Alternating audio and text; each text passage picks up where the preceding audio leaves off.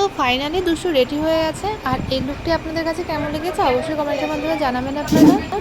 সামনাসামনি যেন চোখটা ফেরানোই যাচ্ছিল না, এতটা সুন্দর লাগছিল দুষ্টুকে। ঠিক মনে হচ্ছিল যেন সত্যিকারের বিয়ে হচ্ছে। এই লুকটা ছিল একটা কনসেপ্টে করা, তো আপনারা হয়তো ভিডিও দেখতে পেয়েছেন। তার জন্য অরিজিনাল বউদের যেমন সাজানো হয় সাবেকিভাবে, সেইভাবে সাজানো হয়েছে ওকে। আর সেদিন কারেন্ট প্রচণ্ড পরিমাণে ডিস্টার্ব করছিল বলে, বারবার যাচ্ছিলো আসছিলো বলে আমাদের শ্যুট করতে একটু প্রবলেম হচ্ছিল। তবুও সব কিছু মিলিয়ে সাকসেস হয়েছে আমাদের শ্যুটটা। আর একটা টেক ফুলফিল নেওয়ার জন্য বারবার করে এটা টেকগুলো নেওয়া হচ্ছিল। এখন হচ্ছে দাদাকে ফ্ল্যাশ চালিয়ে দেখায়।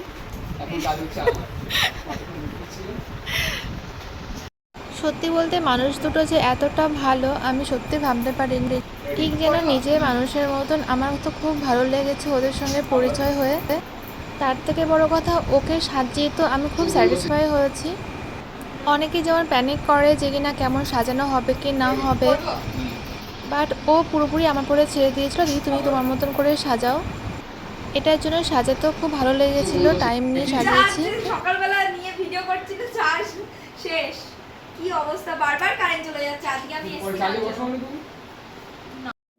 তখনও কিন্তু কারেন্ট ছিল না, আমার ইনভার্টারে চলছিল, তাই সবাই এসেছিল দুষ্টুকে দেখার জন্য।